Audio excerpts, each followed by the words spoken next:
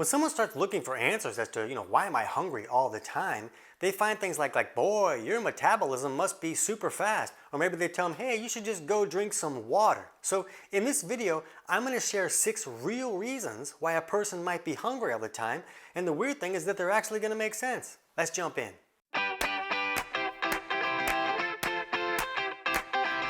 TC Hale is not a doctor and does not claim to be a doctor or licensed in any type of medical field. Don't be an idiot and use anything heard on the show as medical advice. This information should be used for educational purposes only, and you should contact your doctor for any medical advice. Now get off me. The main thing to understand with excessive hunger is that there is more than one possible underlying cause, and that cause is going to vary from person to person. And how they experience that may also vary from person to person. Some people are going to be hungry all the time. Some people will be hungry even when they're full. Like they're done eating, they just finished and they're still hungry.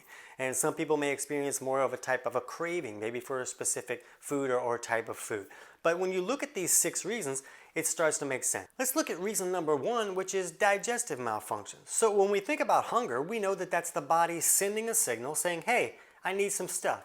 So what a lot of people don't understand is that the body, when it takes in this stuff, it doesn't want the stuff, it wants to break that food down and turn into this other stuff. That's what the body's really looking for. It's really looking for vitamins and minerals and amino acids and dietary fats that have been broken down so that the body can use them.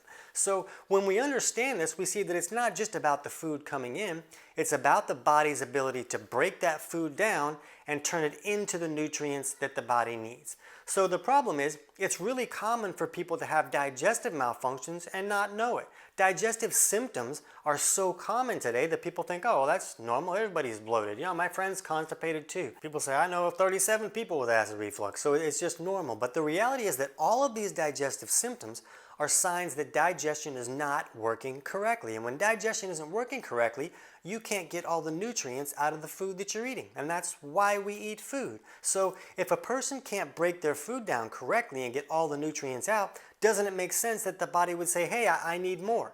If a person can only get 10% of the nutrients out of a cheeseburger that he eats, doesn't it make sense that he would want to eat 9 more just to get the normal amount of nutrients that would be in one cheeseburger? So a lot of times when somebody's hungry all the time, it's because their body doesn't have the ability to process that food into the nutrients that the body really needs. Problem number 2 is eating against your bio-individuality. And what that means is that there's a lot of diets out there that are very popular and they work very well for some people. So other people will see that and say, oh, I want to do that. My neighbor lost 30 pounds. I'm going to eat just like my neighbor. The problem is that a human body should be able to process glucose very efficiently, and it should be able to process fats very efficiently. But for a wide variety of reasons, some people will be able to process fats much better than glucose, and they may not be able to process glucose very well at all.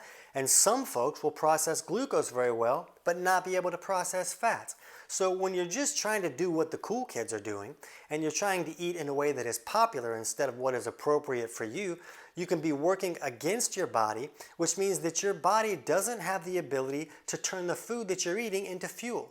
If you can't process fats very well, but you're eating a lot of fats, you're on a keto diet and your body can't even process what you're eating, then you can't really turn that into the fuel that you need to eat. So when we can learn to work with our body instead of against it, then all of a sudden the body gets the fuel that it needs, and it's also a lot easier to lose weight. So my book, Kick Your Fat in the Nuts, kind of walks you through how to run some simple self-tests that you can do at home using tools you can pick up at a pharmacy or a health food store. And that can help you understand how your body is processing foods and which types of foods would be more appropriate for you.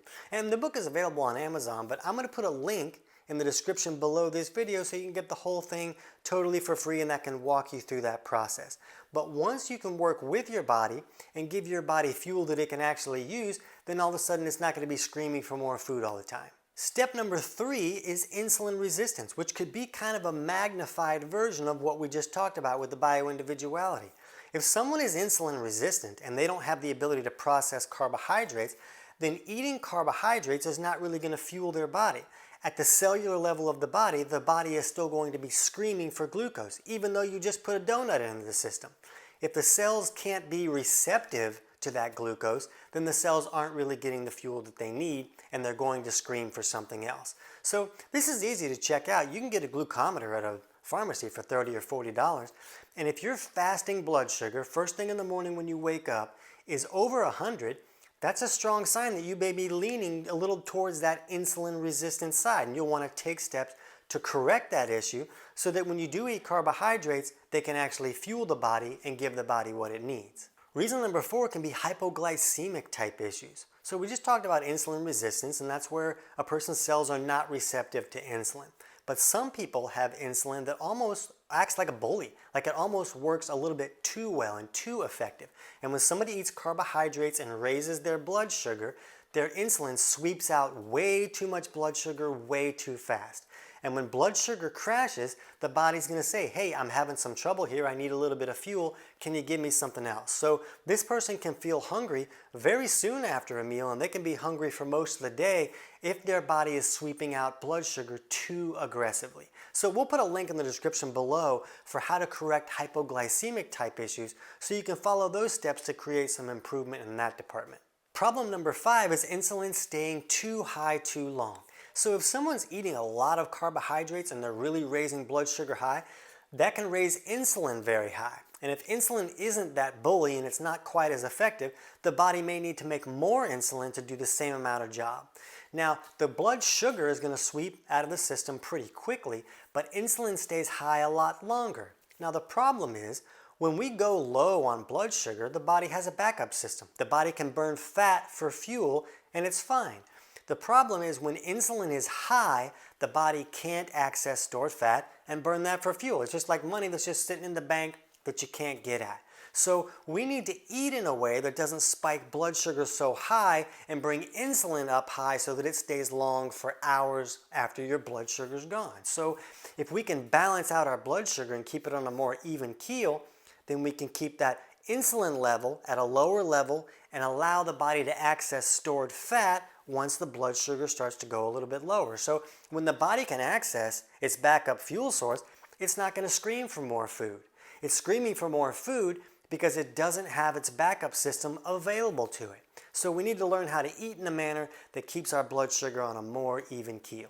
And reason number 6 is that a person might not be eating enough protein or fat, or they don't have the ability to digest those proteins or fats, kind of like we talked about in that first reason. But if someone is eating meals that are predominantly carbohydrates and they don't have enough proteins or fats in there, then those carbohydrates are going to kind of act like kindling, and they'll burn up really quickly, as to where proteins and fats can be like a slow burning log on the fire that can sustain you most of the day. So a lot of people need to eat more proteins or fats to not only sustain them longer, but to also slow down how hard those carbohydrates are going to hit their system.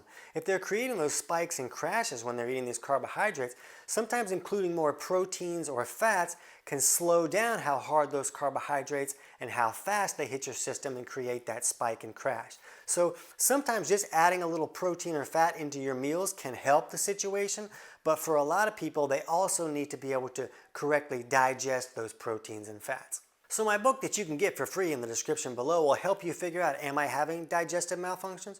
And if so, what steps can I take to correct them? And if you hate to read, we also have a totally free digestion course that'll walk you through those same steps, and we'll put the link to that totally free course in the description below as well. For now, if you're concerned that you may be leaning towards that insulin resistance side, check out our video on 5 mistakes that can cause insulin resistance. Let us know how it goes.